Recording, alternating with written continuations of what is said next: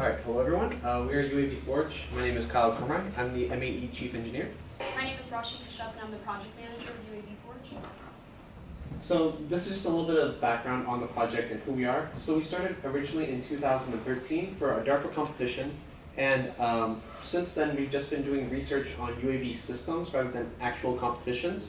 But so that we can have a more focused approach, back in 2017 we started participating in the AUVSI SUAS competition, and so that's what we did last year, and that's what we're doing this year as well. So our goals and objectives for this year are shown. Our main goal is to build and design an unmanned aerial vehicle with autonomous capabilities, which is able to successfully complete the challenges of the AUVSI SUAS competition, which we're going to attend in spring quarter. Our main objectives are to, number one, complete the assembly of our kit aircraft, to have our first flight test with that aircraft, take off autonomously, land autonomously, finish the technical design paper, which is kind of our main deliverable for the competition, successfully complete a practice mission from start to finish, which is essentially a rehearsal for the mission demonstration portion of the competition, which Kyle will talk about later in the presentation, finish all the necessary video deliverables for the competition, and finally attend the competition. So this is our organizational chart for UAVForge. There are 3 team leads. Myself as the project manager, I'm the head of the administrative teams. All the members and sub-teams are shown there. Kyle is the head of the MAE engineering teams, and Willie Chang, who's the head of the EECS engineering teams. So this is part 1 of our timeline for this quarter. Each of the teams, this is kind of like the main couple of tasks that the sub-teams are working on. So the MAE engineering teams are working on designing tentative systems for the aircraft. For example, the UGV, which is an unmanned ground vehicle and a new part of our competition, which we'll discuss later on. Building the second or backup aircraft. The EECS engineering team is working on landing autonomously and successfully locating a target using the imaging system. And the administrative team is raising $10,000 minimum for competition costs to essentially make sure that none of the team members have to pay out of pocket. And we're also finalizing our competition team and submitting base access documents. And as far as our milestones go, we completed one last quarter, which was assembly of the kit aircraft. Earlier this quarter, we had our first flight test with the new main aircraft. And later this quarter, we're hoping to take off and land autonomously. In spring quarter, we will be finishing the technical design paper and submitting it, which is due April 14th. Completing a practice mission from start to finish, completing all the necessary videos, and attending competition, which is finals week of spring quarter. Okay, so I'm going to talk a little bit about our current progress. So as Rashi previously mentioned, we have finished building the main aircraft. So the main things that we're working on right now in terms of modifying this kit to be autonomous is the UGV portion, the dropping mechanism, and all the avionics equipment necessary to make the aircraft autonomous. There you can see in the right, that is our aircraft at, oh, that button also does that, okay. There you can see our aircraft with all the avionics installed on it. Give us just a second. Should get to it. Okay, and so the first flight test was completed earlier in the quarter, but our schedule has been delayed due to rainouts as well as some scheduling issues and the avionics having some problems with it arming, but our EECS team has been working on that and has come up with a solution as recently as this week. So we're good to start up with those flight tests again. The admin team, as mentioned before, one of our biggest goals is to raise $10,000 for competition costs. So currently we have more than $6,000 raised, and we have a plan to launch our Zot Thunder campaign later this quarter in order to offset the remaining costs. We have been steadily compiling documentation for the technical design paper so that we can start putting that together really soon, and it's going to be due on April 14th.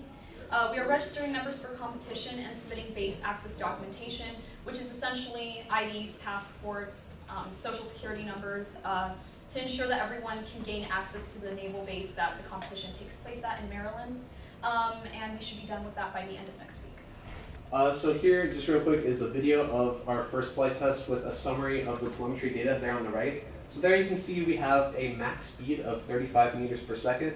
And we did various max thrust tests as well as, okay, I'm not doing that. Okay, and you can see that we can fly at a minimum speed of around 15 meters per second. Now keep in mind, some of this data is coming from banking, but we were able to successfully take off, and this felt a lot more comfortable than last year's design due to our larger wingspan. So it was able to take off comfortably, and land just fine. And so we're going to be working on modifying some of the aerodynamics, and I'm going to talk a little bit more about that in just a second.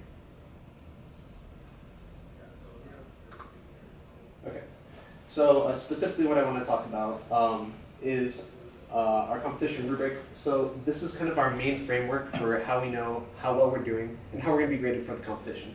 So basically, I just want to outline the main points. The technical design paper is 20%, so that's where we do all of our documentation, talk about our design, and what makes us unique, as well as our flight readiness review presentation, which pretty much is just a demonstration that we're ready to compete. And we'll be presenting a presentation at the competition. And then finally, the mission demonstration. Now, as you can see, this is 60% of our grade. So how our aircraft performs is definitely a main section of the grade. However, it's not the only section. Last year, we had a total system failure right before competition, but we were still able to place because of our access to the other 40% of the points. But this year, we're hoping to be able to compete. So I broke down the requirements into specifically for our MAE section.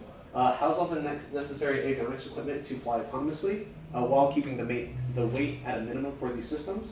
And fly slow enough to do our image capture analysis as well as the UGV drop section. Ensure that all of our augmentations are aerodynamic and don't negatively affect our flight performance and duration. And fly at a speed that maximizes our distance. So for our innovation, I want to talk about our vortex generators. This was designed by our team member, Eric. So pretty much what a vortex generator does is it mixes the layers to prevent boundary layer separation on a wing. And this pretty much just allows you to fly at a much slower speed and maintain control during a stall of your control surfaces, such as your ailerons. So as you can see here, this is basically what a vortex generator does. As you increase your angle of attack, the laser does that, sorry. As you increase your angle of attack to a certain point, the flow separates from the wing. And then that's when you encounter a stall. So what vortex generators do is they allow you to fly at a much higher angle of attack and therefore slower. So that's why we're installing these for our image capture system. Here you can see a graph of the effect of a vortex generator on the CL max with your angle of attack. Secondary is the drop mechanism. And so the drop mechanism is designed there to drop the secondary vehicle, the unmanned ground vehicle.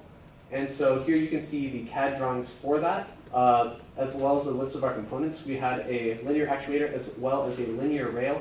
This way the weight of the UGV, which is around 3 pounds max, will be supported not by the actuator itself, therefore damaging the component, but instead on a rail. So all the components in this assembly, aside from the hardware such as the screws and bolts, are currently being 3D printed. But in the future, we're working on a design where we can make it lighter. So some ways that we made it lighter was we did a topology analysis to see what sections of material we could remove while still maintaining the structural integrity. As well as in the future, we're planning on doing a single layer print with the PLA and then wrapping it in fiberglass in order to reduce the weight while still maintaining the strength. Here you can see we did a computational fluid dynamics analysis of this part, and we do have some sections of turbulent flow, as you can see in the top right diagram, in the housing for the UGV. And a way for us to accommodate this is to have bomb bay doors to open and shut. However, this does add additional weight, so we'll do this through experimental testing, fly the aircraft, and get feedback from the pilot to see whether or not this is a necessary weight for our competition configuration. And so, the bigger picture, why UAVs? So currently in civilian applications, you have things such as search rescue UAV and firefighting UAV, as well as blood and medical supply delivery, as pictured there in the right. There's military applications for reconnaissance, for weaponized UAV and enemy tracking, and as well as in the future, there's a lot of exciting developments in UAV technology, such as a delivery platform, as many of you have probably seen with Amazon, cell phone dead zones, helping get connection there, as well as agricultural data collection. So one of our main realistic constraints is obviously our budget. Our winter quarter budget is shown to the left, broken down by sub-team, and our itemized budget is shown there. These are basically some of the major purchases that we had for this quarter, including the backup plane, several structure systems for the UGV and airdrop that Kyle was talking about earlier, as well as the camera that was purchased for our onboard imaging system. And this is the future or spring quarter budget. As you can see, more than 90% of our budget goes towards competition costs, and again, that's to make sure that no one has to pay out of pocket. And we've also set aside some extra emergency funds for a couple of the sub-teams that we expect will need that money. So feasibility, a major component of the feasibility that we discussed was the time constraint. Since we're a competition team, we have a hard and fast deadline of June 12th, 2019, which is when we need to be on the base checking in for competition. So we need to be done before that, but that's the main deadline. So the way that we accomplish this is to basically buy a kit aircraft instead of designing and building an aircraft from scratch, and this allowed us to have a lot more time to run flight tests and gather the data that we need in order to succeed at competition. Another constraint that we had was the cost of going to competition and making sure the members, again, don't have to pay out of pocket. So we've already secured more than half of that funding, and the rest will be covered with the ZOP Funder campaign launching on March 8th. All right, thank you so much.